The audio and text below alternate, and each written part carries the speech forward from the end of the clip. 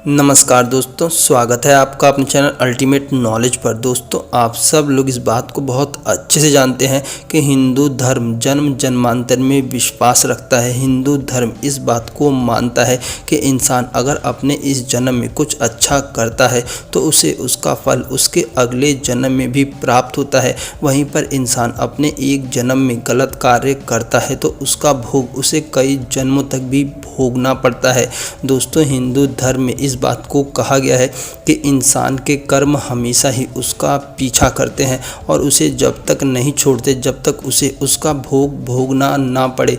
दोस्तों, हमें हमारे जन्म में जो भी चीज़ें प्राप्त होती हैं उनका संबंध हमारे पिछले जन्मों से ज़रूर होता है।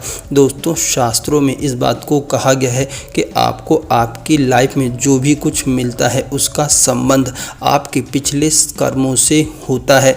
दोस्तों, अपनी आज की इस वीडियो में आप लोग जानेंगे कि आपके घर में जो संतान उत्पन्न होती है उसका आपसे किस प्रकार का संबंध होता है।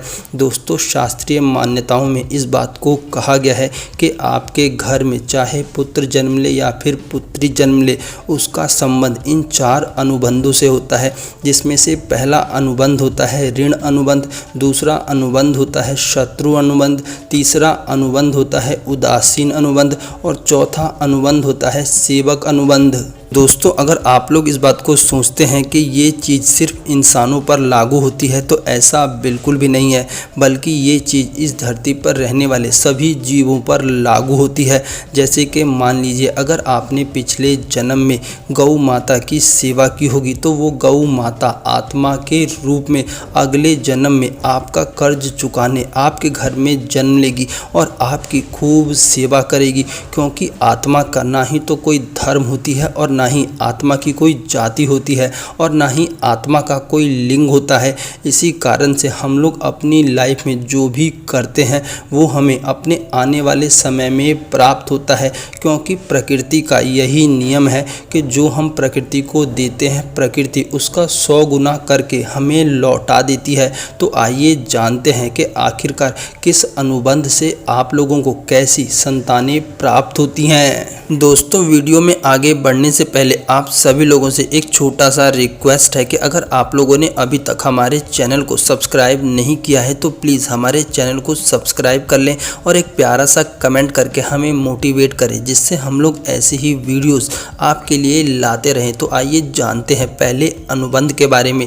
दोस्तों, पहला अनुबंध है ऋण अनुबंध। शास्त्रों में इस बात को कहा गया है कि अगर आपने अपने पिछले जन्म में किसी व्यक्ति से रुपए पैसे उधार लिए हों और आप लोग उसके कर्जे के बोझ तले दब गए हों, लेकिन मरने से पहले आप लोगों ने उसके पैसे नहीं लौटाए होंगे, तो वही आत्मा आपके घर में पुत्र या पुत्री के रूप में जन्म लेगी और आपसे पैसे खर्च कराएगी। चाहे वो पैसे अपनी पढ़ाई पे खर्च कराए, चाहे वो पैसे अपने इलाज पर खर्च कराए, चाहे वो उन पैसों से अय्याशी करे, लेकिन आपने जितना लिया होगा उसका 100 गुना वह आत्मा आपसे आपके घर में आकर के खर्च कराएगी।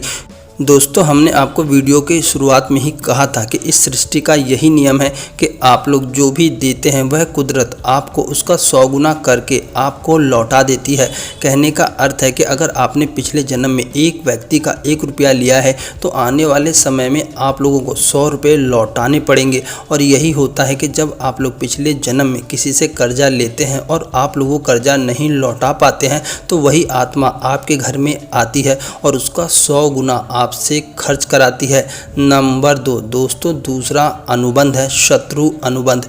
दोस्तों, मान लीजिए कि अगर आपकी पिछले जन्म में किसी व्यक्ति से बहुत ज़्यादा दुश्मनी रही हो और आपने उस व्यक्ति को बहुत ही निर्दयता से मारा हो या फिर किसी जीव का शोषण किया हो या फिर किसी जीव की तड़पा करके हत्या की हो, तो वही आत्मा अगले जन्म में आपके घर पर आएगी और आपको बहुत कष्ट देगी। दोस्तों, आप सब लोगों ने देखा होगा कि बहुत से ऐसे लोग होते हैं जो कि अपने माता पिता को बहुत बुरी तरह मारते हैं, उन्हें घर से निकाल देते हैं और उनका शोषण करते हैं। वो अपने माँ बाप की बिल्कुल भी नहीं सुनते, पूरी उम्र अपने माँ बाप को दुख देते हैं, जिसके कारण से उनके माँ बाप काफ़ी परेशान होते हैं। दोस्तों, ऐसी औलादें उन्हीं लोगों के घर में जन्म लेती हैं जिन्होंने पिछले जन्म में किसी किसी व्यक्ति को दुखाया होता है, किसी व्यक्ति का शोषण किया होता है। दोस्तों, अगर आप लोगों ने अपने पिछले जन्म में किसी भी जीवात्मा, चाहे वो इंसान हो या फिर कोई जानवर हो, अगर किसी को कष्ट दिया है और उसे तड़पा तड़पा करके मारा है, तो वही जीव आत्मा अगले जन्म में आपके घर में आएगी और आपसे उसका 100 गुना करके बदला लेगी। नंबर 3, सेवक अनुबंध। दोस्तों, ऐसा कहा जाता है कि अगर आप लोगों ने अपने पिछले जन्म में किसी आदमी या फिर किसी भी जीव की सहायता की है और उसका बहुत ध्यान रखा है, तो वो आपके घर में अगले जन्म में आएगी और पिछले जन्म में किए हुए सेवाओं का कर चुकाएगी। जैसे कि मान लीजिए, अगर आपने किसी गौ माता की सेवा की है, तो वो गौ माता अगले जन्म में आपके घर में जन्म लेगी और तब तक आपकी सेवा करेगी जब तक वो अपने पिछले जन्मों की सेवा का बोझ ना उतार दे। मान लीजिए, अगर आपने किसी कुत्ते की सहायता की है और उसे अपने घर में ला करके पाला है, तो वो कुत्ता भी अगले जन्म में आपके घर में पुत्र या पुत्री के रूप में जन्म लेगा और आप लोगों की बहुत सहायता करेगा, आप लोगों की सेवा करेगा, कभी भी आपको दुख नहीं देगा, हमेशा आपके लिए खड़ा रहेगा। दोस्तों, आत्मा की ना ही तो कोई जाति होती है और ना ही आत्मा का कोई लिंग होता है। अगर आप लोग किसी भी जीव की सेवा सच्चे भाव से करते हैं, तो वो जीव अगले जन्म में आपके घर में जन्म लेता है और आपकी बहुत सेवा करता है। दोस्तों, इसीलिए तो हिंदू धर्म में कहा जाता है कि पता नहीं किस रूप में आके नारायण मिल जाएंगे, निर्मल मन के दर्पण में फिर राम के दर्शन पाएंगे। दोस्तों, हर जीव में परमात्मा को देखना चाहिए